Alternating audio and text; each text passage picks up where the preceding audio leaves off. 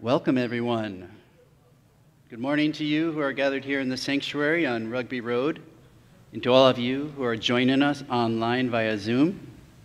As we come together for our worship service this morning, let's all enjoy this musical prelude offered by pianist Scott DeVoe.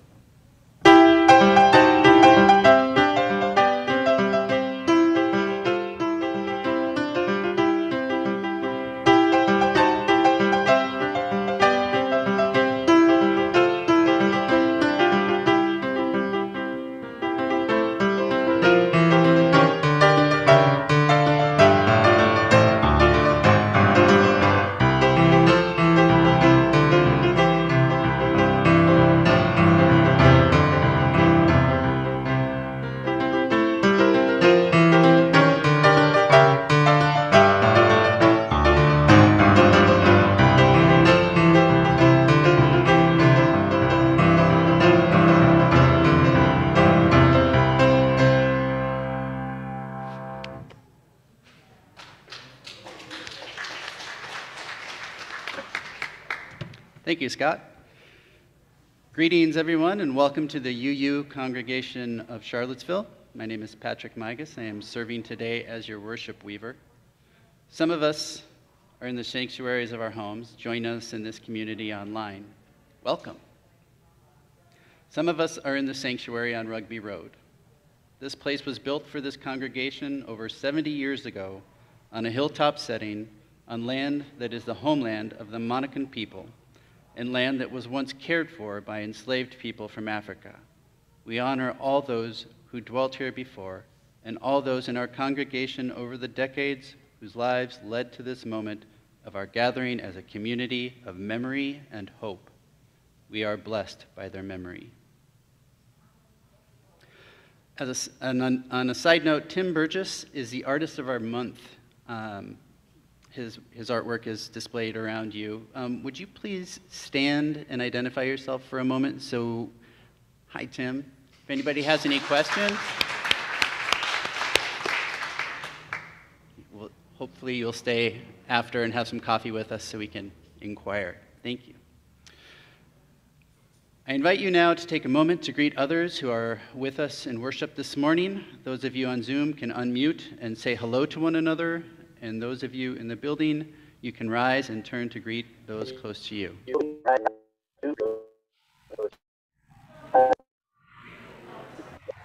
morning, everyone. Good morning. Good morning. Hello. Hey. Hello. Hello. Hello. How are you doing? Hey, everybody. Hey. Nice to see so many wonderful faces. How are you?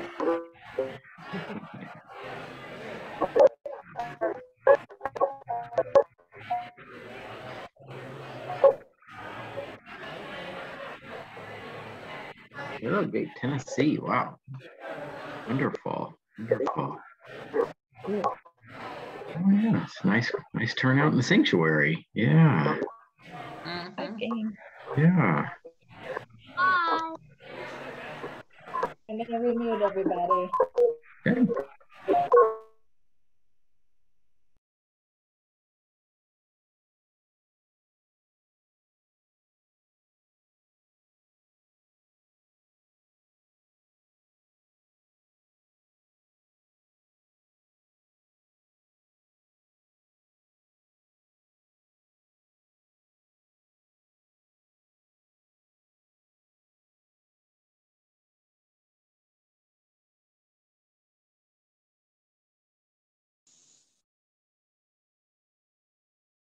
In the social hall. If you join us, we hope you will use one of our brand new red coffee mugs, which are for newcomers to our congregation. A reminder for everyone in the sanctuary, please keep your high-quality mask in place, covering both your nose and your mouth at all times while you are in the sanctuary and other parts of the church building. If you need a sip of water or a breath of fresh air, please step outside the building and then come back and join us. This act of kindness to your fellow congregants will help keep everyone as safe as possible as we continue to navigate life during the ongoing pandemic. We also have seating in the social hall where you can participate in worship by watching a live stream video on a large screen. The social hall is particularly welcoming to families with young children with a play space.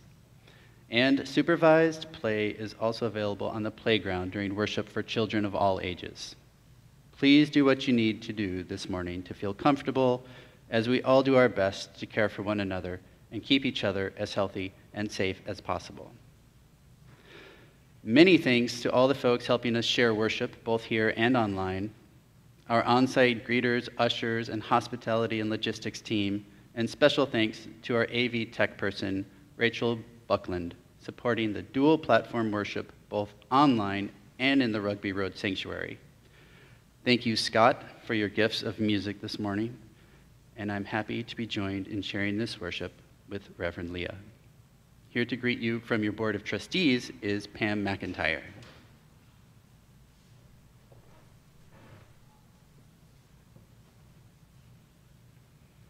Good morning. Welcome to church. At our board retreat last week with Reverend Tim and Reverend Leia, we were working hard to develop action plans for our developmental goals. It was an amazing experience to work so productively with such creative thinkers. I am really looking forward to working on our developmental goals. I'm especially excited about being more of a welcoming and inclusive congregation. I think we have done so much already on this. I have a vision that when everyone, whether they're a newcomer or whether they're a regular, comes through our doors or joins us on Zoom, feels a sense immediately of being welcomed and appreciated, feeling safe to be themselves, and feeling a sense of belonging, and feeling a sense of having come home. I know I say this all the time these days, but it really is so exciting at UUCville these days. Thank you for being here. I'll be around after the service if anyone has any questions. Thank you.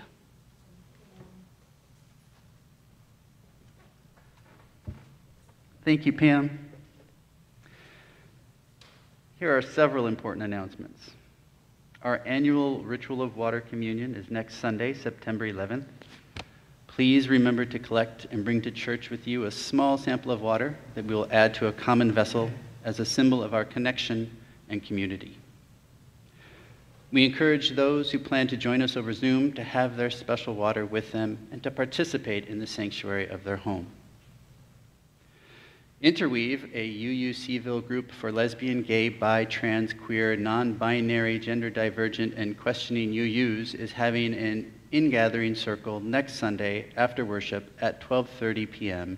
on our outdoor labyrinth. Interweave is not a committee or a social action group. It's a fellowship, circle, affinity group. For more information, email interweaveuucville@uusharlottesville.org. Donations are needed for the upcoming fall auction party, which will be held on Saturday, September 17th. We need donations of dinners, specialty foods, jewelry, art, stays at vacation homes, and more. Go to the UUCville website or the Friday newsletter to learn more and to fill out the donation form. Yesterday was the deadline for donations, but we will still take your donation today. So thank you for your support. This will be a super fun event. And now let us now center ourselves for worship.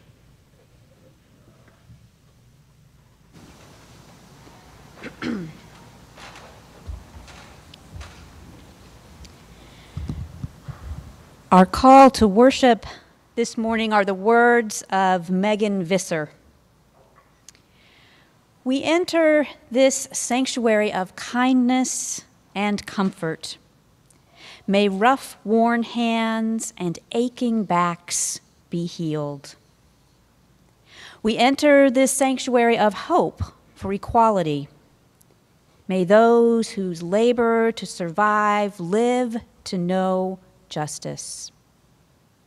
We enter this sanctuary of love and vocation. May our bonds of solidarity be strengthened.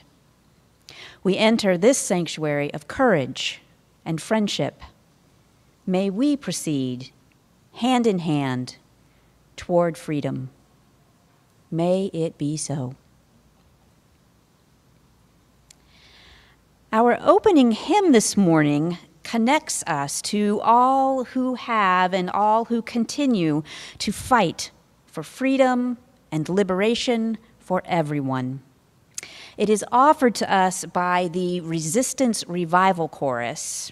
And as this beautiful and inspiring chorus leads us in this song, I want to invite you to let yourself embody the song and embody it with your heartfelt singing, even if you can't carry a tune. Let your body move along with the music. Please rise now in body or spirit as we sing together Ella's song.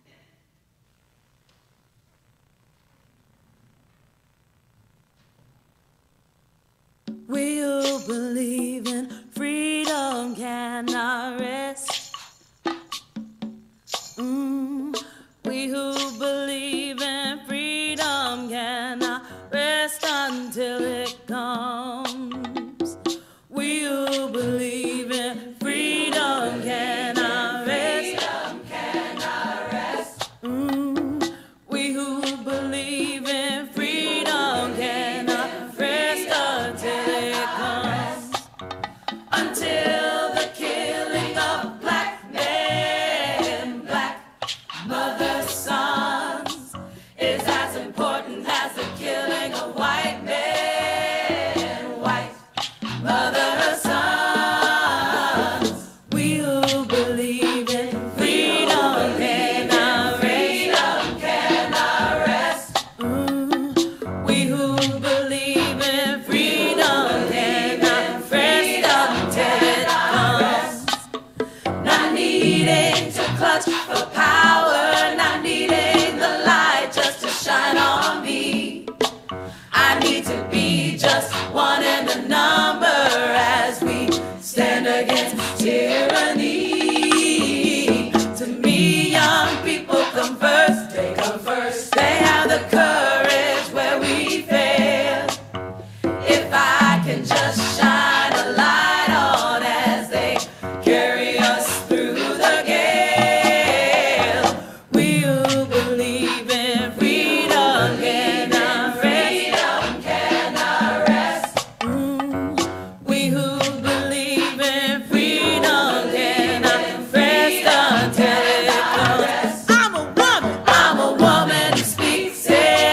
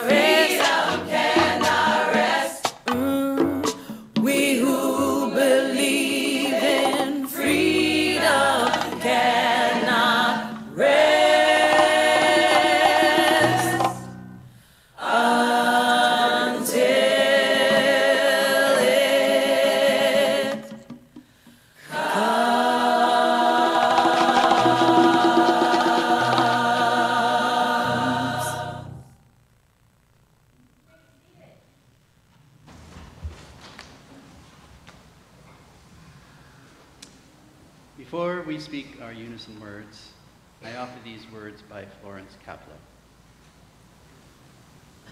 In recognition of Labor Day, we light this flame to honor all work, including the work of our hands and our backs, in gratitude for all the labors that support our world, and for all those who boldly continue the work of justice, equality, and peace. I now invite Margaret Migas, light of my life, to come forward and light our chalice. I seem to recall the last time we were on the chancel together was our wedding.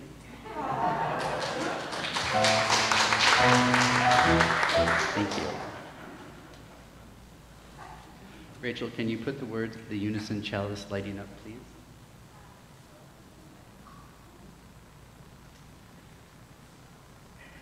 We gather this hour as people of faith with joys and sorrows, gifts and needs. We light this beacon of hope, sign of our quest for truth and meaning, in celebration of the life we share together. We light this chalice to celebrate Unitarian Universalism. This is a church of the open minds. This is a church of helping hands. This is a church of loving hearts.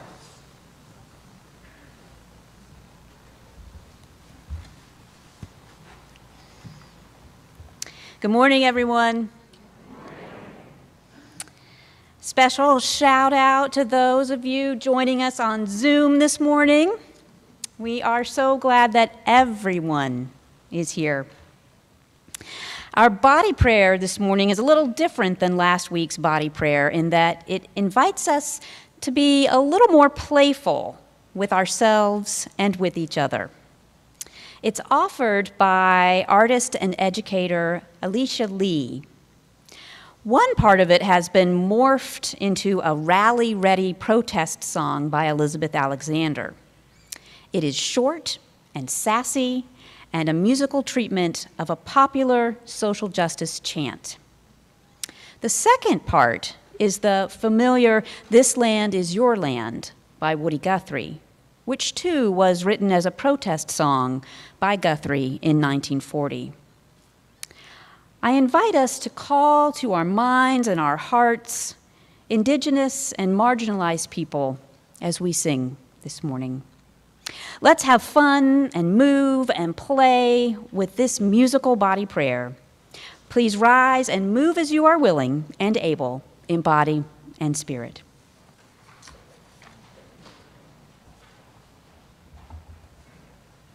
All right, this song is called "This Is What Democracy Looks Like." And the cool thing here is I'm going to mix it, because I like a mix, with another song about telling us exactly what democracy looks like. You'll hear it when you see it.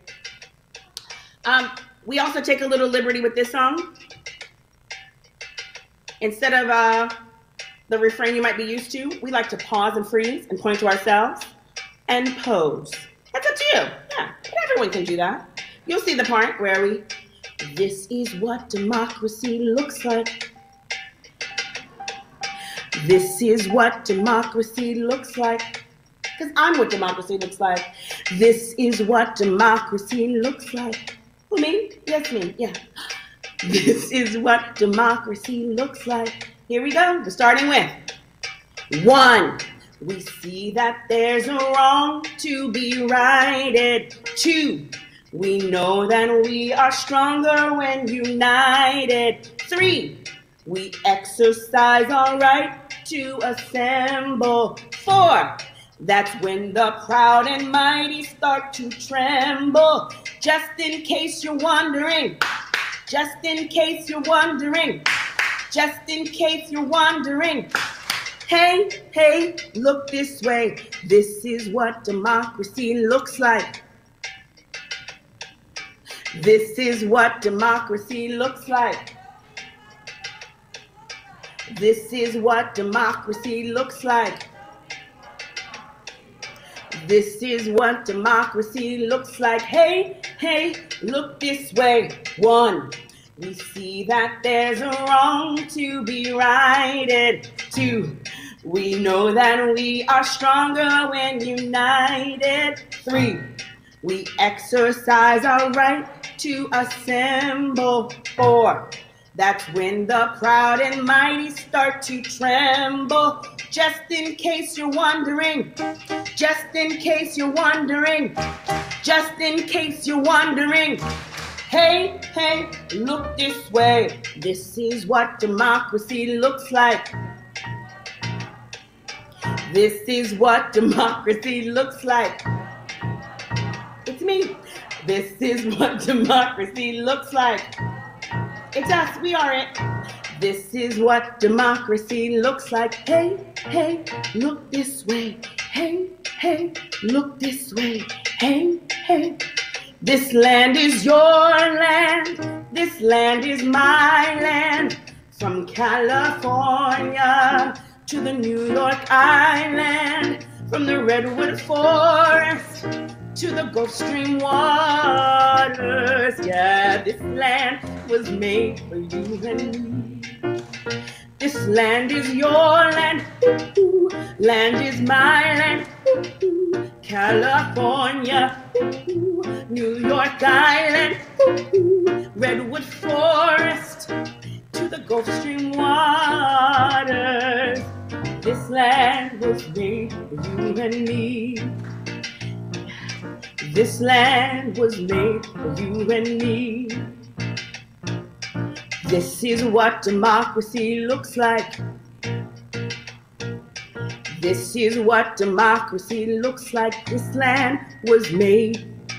This is what democracy looks like. This land was made. This is what democracy looks like. This land was made for you and me.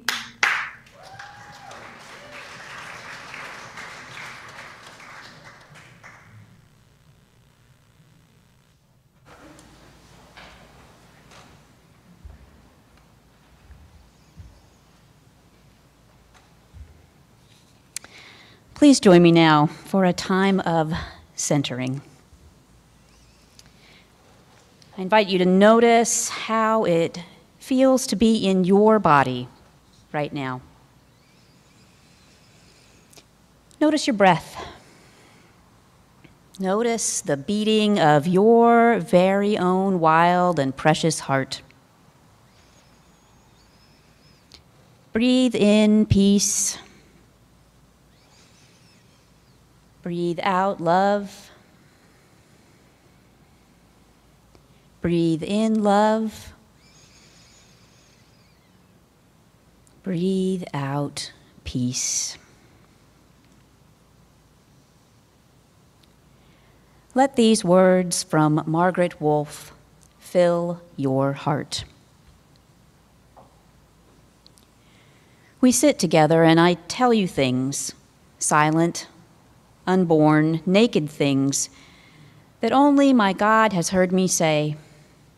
You do not cluck your tongue at me or roll your eyes or split my heart into 1,000 pieces with words that have little to do with me. You do not turn away because you cannot bear to see your own unclaimed light shining in my eyes. You stay with me in the dark.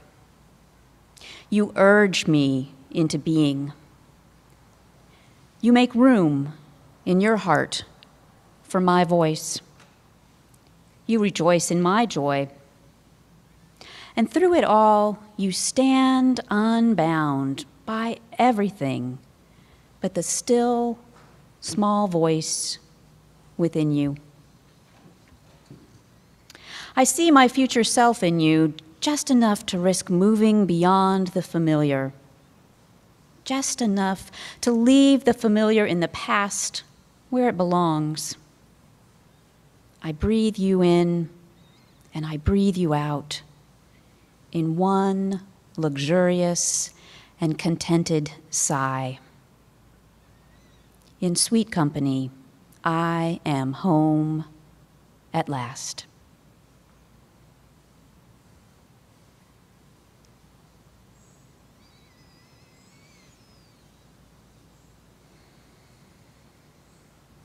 We are part of an interdependent web. We are a community that cares for one another. And part of how we embody this care is by making time to share the joys and the sorrows that we hold in our hearts.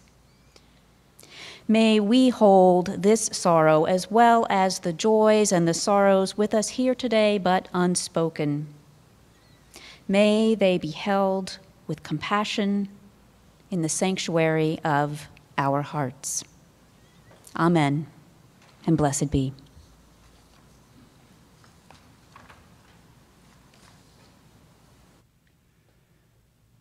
This community offers its love and support to what is closest to our hearts. Another way we show our care for one another is in sharing our financial gifts with our community and our congregation. Today's service includes our monthly social action collection, which is being taken for Impact.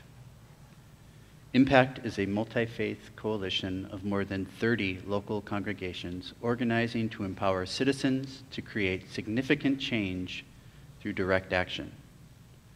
This year, Impact is focusing on housing, childcare, and climate change. We ask that you give generously to support Impact. Rachel, could you show the slide for giving?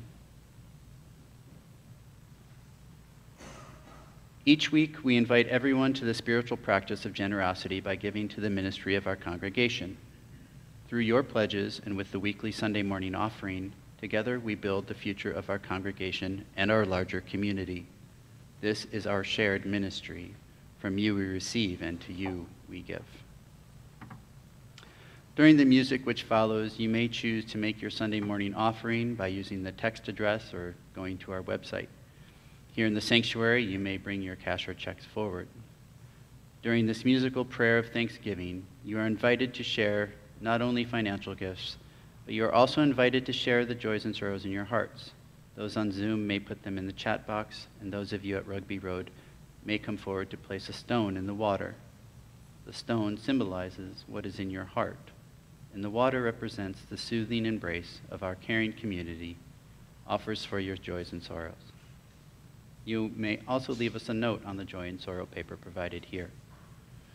Reverend Leia will light a candle now for all the joys and sorrows in our hearts this morning.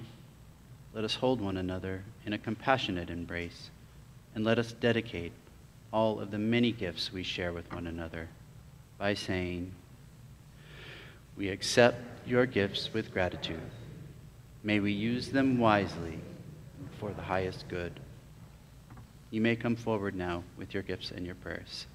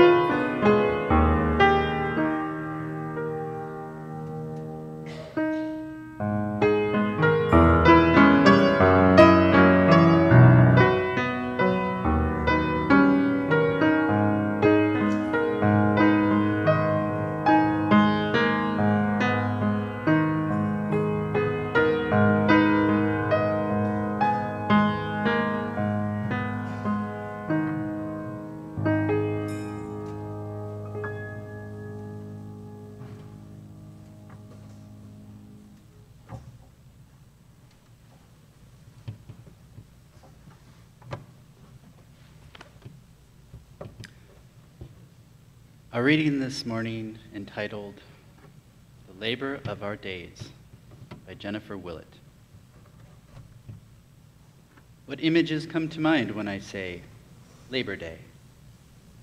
Chances are you think of the holiday weekend and celebrations with your loved ones, the federal holiday, unions, and the cause of a working wage and benefits, maybe the history of the struggle of working people to have a fair share of the profits from their work.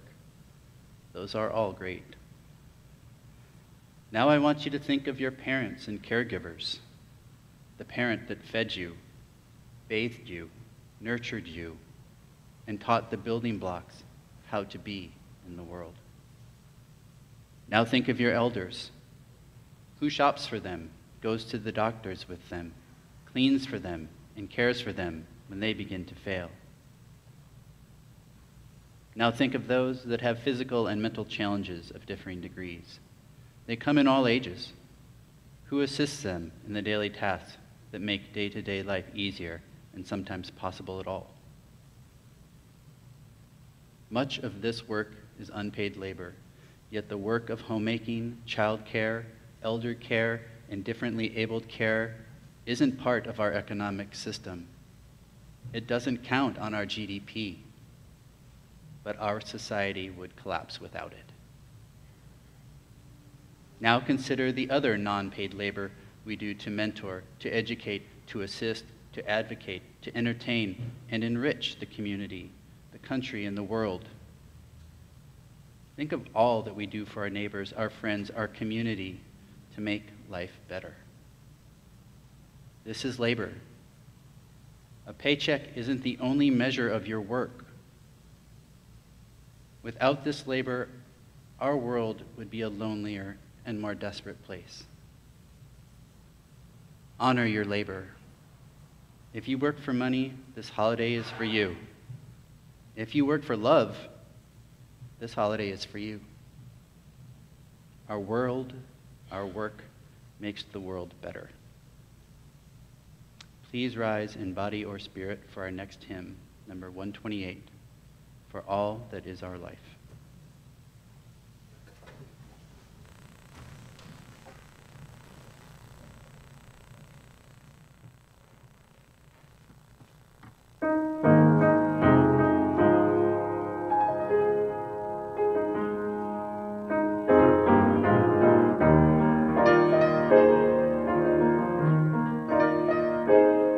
For all that is our life, we sing our thanks and praise.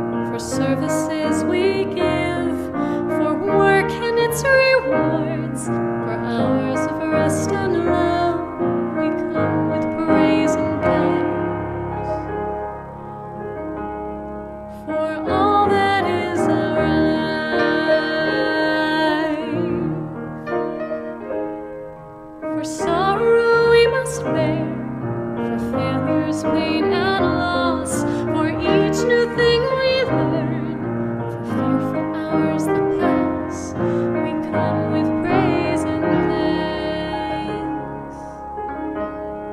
For all that is our life, for all that is our life, we sing our thanks and praise, for all life is a gift which we are called to use to build the common good and make our own days glad.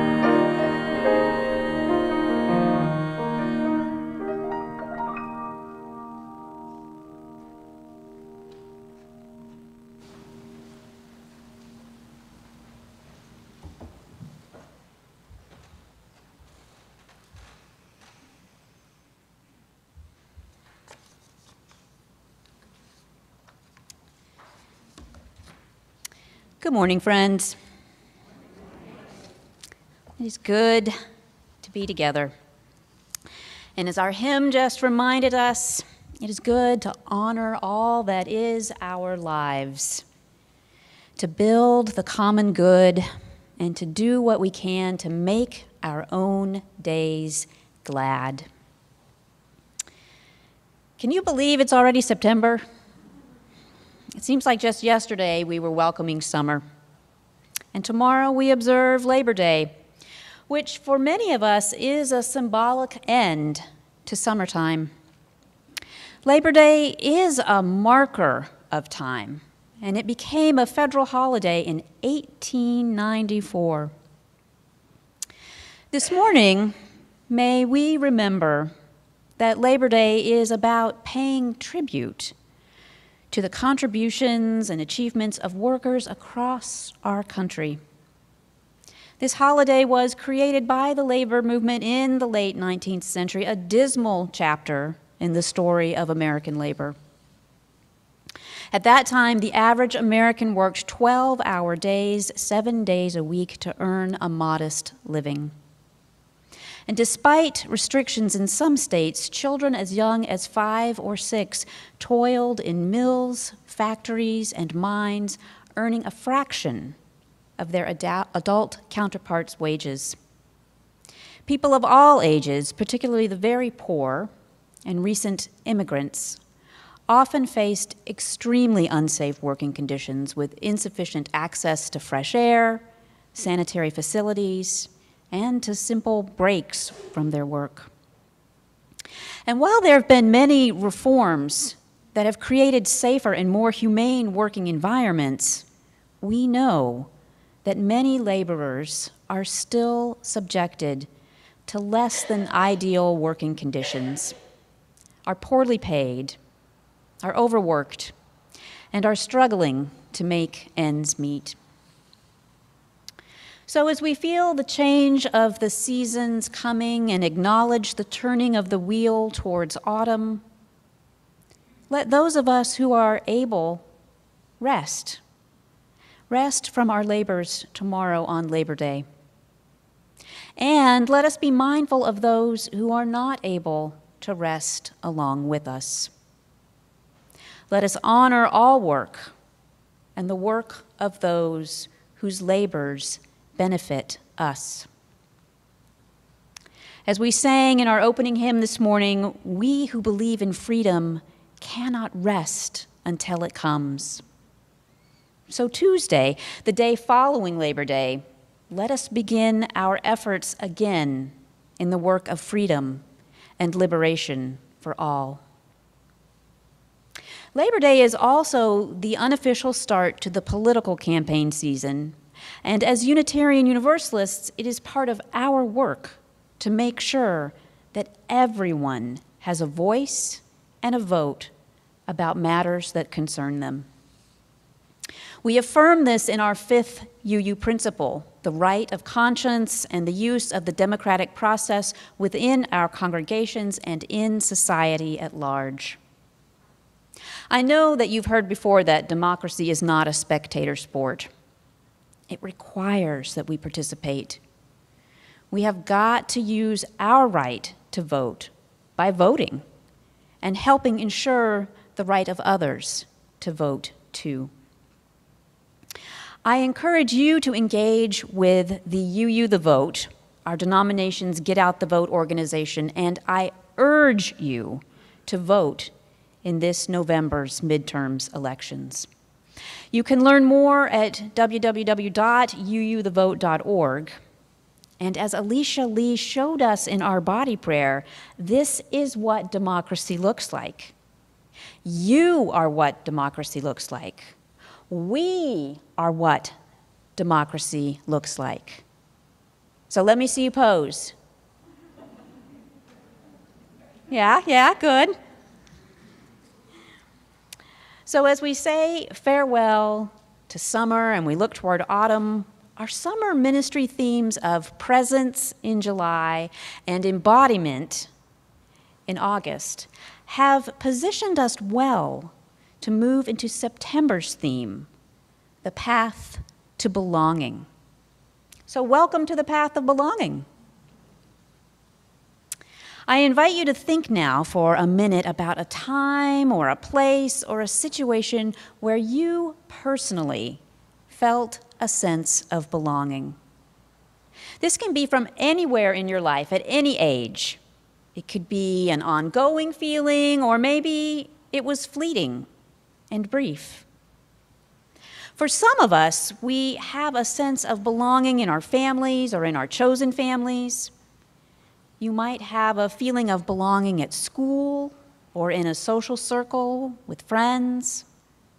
Or maybe it's in nature with no other humans around. Hopefully, you have feelings of belonging here at UUCville, at least some, if not all, of the time. Now, if you're on Zoom this morning, I invite you to type a brief note in the chat box, sharing a time or a place that you felt a sense of belonging. You don't need to explain it, just name it. And here in our Rugby Road Sanctuary, I invite you to turn to someone or someones near you and share briefly a time or a place where you felt a sense of belonging. Again, you don't need to explain, just name the time or the place. Go ahead.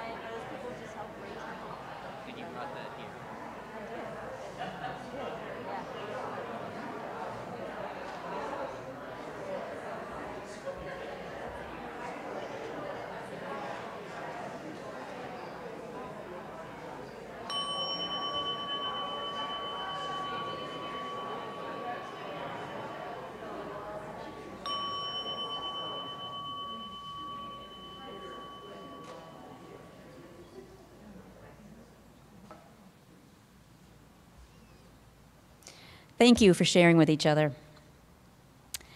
I hope that recalling a time when you felt a sense of belonging was a positive experience for you, and that maybe you learned something about someone else this morning, and perhaps you started a conversation that you'll want to finish after worship today. Belonging is a powerful feeling and experience. And when we don't feel like we belong, it can be painful. I believe we all have experiences of not feeling like we belong, some of us more than others. And as humans, this hurts. We all desire at some level a sense of connection and belonging. And as we know, belonging isn't always something that happens instantly or like the flick of a light switch. Belonging can take time, and it requires trust and vulnerability and safety. In our opening hymn, Ella's song, we sang together about the power of belonging. Verses like, not needing to clutch for power, not needing the light just to shine on me. I need to be one in the number as we stand against tyranny. And to me, young people come first. They have the courage where we fail. And if I can but shed some light as they carry us through the gale. These verses remind us of the sense of belonging to something larger and whole when we work together for the common good and we center the voices and experiences of BIPOC people. And if you're not familiar with that term, it stands for Black, Indigenous, and People of Color, BIPOC. And also when we center the voices of youth. This centering is part of how we do the work of creating a culture where we can build trust and be accountable and help live the beloved community into being. When we center the voices and the peoples whose experiences are not part of the dominant culture, we make a place of belonging more possible. In the book, Centering, Navigating Race, Authenticity, and Power in Ministry, created by the Committee for Anti-Racism, Anti-Oppression, and Multiculturalism of the Unitarian Universalist Ministers Association, there is an essay entitled Othering and Belonging by Reverend Derek Jackson. Reverend Jackson grew up in the African Methodist Episcopal Church and discovered Unitarian Universalism as an adult. He was ordained as a UU minister in 2007. As part of his essay, Reverend Jackson writes, music can evoke a deep spiritual strength in me that helps me transcend the issues and concerns of my life. In worship, it can help me connect with the theme for the service in a visceral way.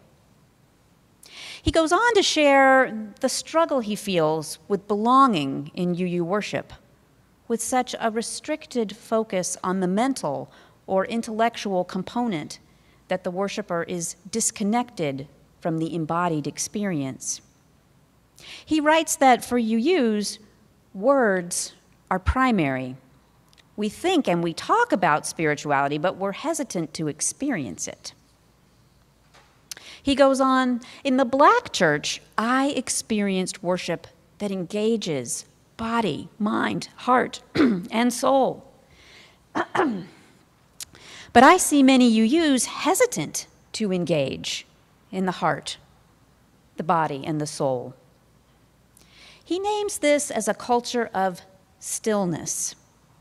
In UU worship, the culture seems to expect, he says, that we sit quietly in our seats, listen intently with no emotion on our faces, and no movement in our bodies. We're supposed to wait until after the service to express ourselves. He writes, I grew up in a culture of engagement. We had permission to respond to the service, to say amen when we were moved by the words or music, to clap our hands and smile and nod our heads whenever the Spirit moved us. We lived the hymn when the Spirit says do, every time we gathered for worship. Reverend Jackson closes his essay with these words, I hope that we can live into our stated dreams and be a faith that is open to diversity in both word and deed, and that I am able to bring my full self, my full spiritual self, my full worshiping self into our faith. I say, amen, and may it be so. I want Reverend Jackson, I want all of us to know a sense of belonging that makes space and welcomes us to bring our full selves, our spiritual selves, our worshiping selves here, not only to UUCville, but also to Unitarian Universalism and to the wider world. Last Sunday, I shared with you about my recent time away for study leave, and today I want to share with you a little bit more about what I have been studying. There have been times in my life when I've had what I call a zing experience. You may have had that too. These experiences happen when I've encountered something that has resonated with me in a deep and profound way that is in the moment beyond my understanding, and I can't ignore it. One of these times was when I first heard about the labyrinth. It was in the mid-1990s, and one of our sibling UU congregations in Northern Virginia had created a canvas labyrinth to use in their fellowship hall, and a colleague was describing it to me. I hadn't seen a labyrinth like this before, and I tried to visualize what she was describing: a single path into the center and back out, taking up the entire floor of their fellowship hall, and it didn't involve hedges, and there were no false trails. I was intrigued, and something in me said, pay attention. This is super important. And so I tucked it away inside. At some point later, I received a flyer in the mail for a conference being held at the National Cathedral in Washington, D.C. And lo and behold, there was this curious little symbol on the conference paper, and my heart and my mind went zing. I saw this image, and that the keynote speaker was the Reverend Dr. Lauren Artris, then dean at Grace Cathedral in San Francisco. And she was speaking on spirituality and the labyrinth. The flyer explained that there would be workshops and talks and 2 labyrinths set up in the cathedral for walking. And I just knew I had to be there. I knew I belonged there in that time and space, even though I didn't know much more about it. And so my wife, Karen, and I went to the conference, and it was transformative for me. I will forever carry with me the experience of my first time walking the labyrinth, following behind a young girl I didn't know who twirled and danced and skipped along the path with patterns of light from the cathedral's stained glass windows covering the labyrinth's canvas with color. It was magical. And I felt a transcendent sense of belonging to something powerful, beautiful, and larger than myself. Another zing moment for me was a year ago at about this time when I stumbled upon the writing of Heather Plett, a Canadian author, educator, and coach.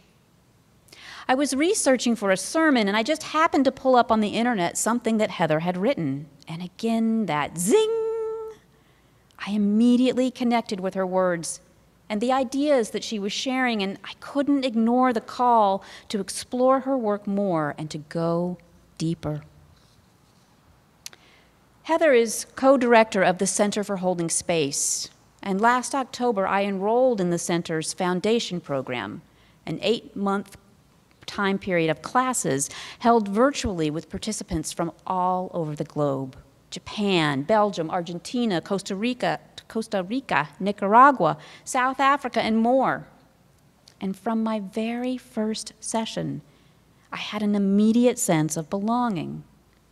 Not an immediate sense of comfort, but the sense that I was in the right place at the right time, learning, exploring, and growing with a diverse and incredible group of fellow learners committed to being together despite our differing time zones. The Foundations program uses Heather's book, The Art of Holding Space, a practice of love, liberation, and leadership, as the primary text, with many additional videos and readings. It has been a very rich and meaningful year of study for me as I have deepened my own understandings and grown my own skills for holding space for myself and for others. Heather writes that holding space is what we do when we walk alongside a person or a group on a journey through liminal space. We do this without making them feel inadequate, trying to fix them, or trying to impact the outcome. We open our hearts and offer unconditional support, and we let go of judgment and control. At the heart of holding space is a willingness to sit with ambiguity, loss, struggle, darkness, uncertainty, joy, anger, fear, anticipation, all of the complexity of what it means to be human. It's about having the courage to peer into shadows while not getting in the way of the light. It's about letting go of dualism and sitting in the place in between. One of the gifts of my study with the Center for Holding Space is that I immediately experienced the teachings as a synthesis of many things I've been learning about and that are precious to me. With her writing, Heather has been able to connect the dots, and it is as if she handed me a map for the path that I am on. This fall, I begin a second year of study with the Center for Holding Space in their practitioner program, and I'm listening to that inner zing, and I trust that this work will continue to nourish me and my ministry in the coming days and years, and I look forward to sharing it with you. I tell all of this to you this morning because this is the part of the path that I'm on right now, a path to belonging, to myself, to my ministry, to spirit, to the beloved community that we are all working and creating together with every step or dance or roll or skip forward. Holding space for me is about the deeper understanding that we all long to belong. We all long to be seen, to be heard, to be understood, to be valued. We long to be ourselves, to belong to ourselves, to each other, to spirit, and to a cause that we feel called to. The author and activist Adrienne Marie Brown puts it this way: belonging doesn't begin with other people accepting us.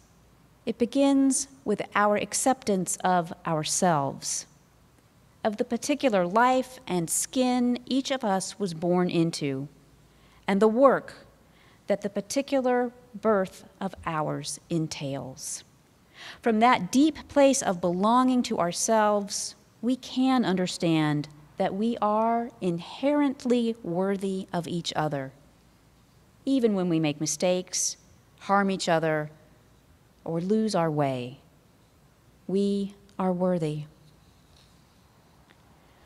One of the things that drew me to the work of the Center for Holding Space was the clarity with which the organization expressed its core values. Their inclusion statement reads, "The Center for Holding Space honors the sovereignty and dignity of each person, and we will work for the liberation of us all. We hold an anti-oppressive framework at our core, and we commit to honoring the intersectional voices of those who are most frequently marginalized in the dominant culture. We will work to create an environment where we all can be seen, heard, and if necessary, amplified. In the learning events and community gatherings we host, we ask each person, including ourselves, to take responsibility for their own biases, unearned privilege, etc. And we will all do our best to accept the challenges that others offer when our unconscious biases are disruptive and hurtful." That is a powerful statement. These are powerful words pointing to a culture of belonging. And I am so grateful to be learning from such a skilled, loving, and wise set of teachers and fellow students. So as you think about your own path to belonging, my invitation to you is to tune in, to lean in, to pay attention to the times in your life when you experience a zing and something or someone is calling to you. Pay attention to the people and the places where you feel seen and heard, understood, and valued. Seek them out and help create them. Offer that kind of belonging to others and to yourself. When I was applying to participate in the second year of the Center for Holding Space program, I was asked to reflect on what I had received from the first year Foundations program and why I wanted to continue with the program. My answer in part was this: it is helping me be a better human. May we all find places of belonging that help us grow into better humans. May we all have time and space and places that help fuel our inner fires of commitment to keep building the world we dream of, a world where we each have access to a deep sense of belonging. Amen, and blessed be.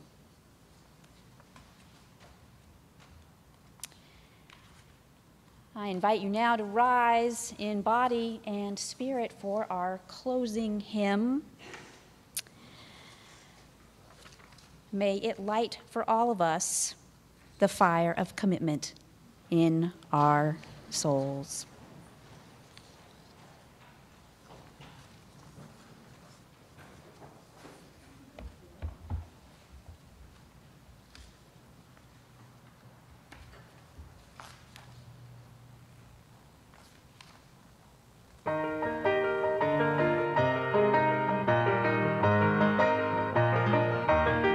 From the light of days remembered burns a beacon bright and clear.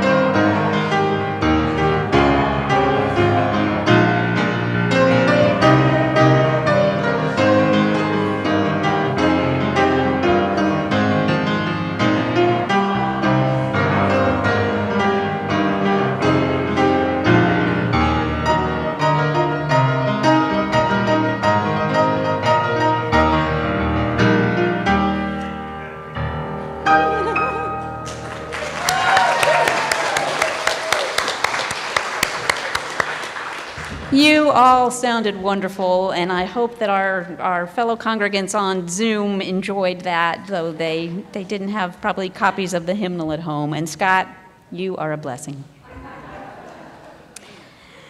As we end our time in worship together this morning, go out into the world and pay attention. Pay attention to the people and the places where you feel seen, where you feel heard, where you feel understood and valued. Seek them out and help create them for others. Offer that kind of belonging to others and to yourself. Go in peace and go in love. Amen, and blessed be.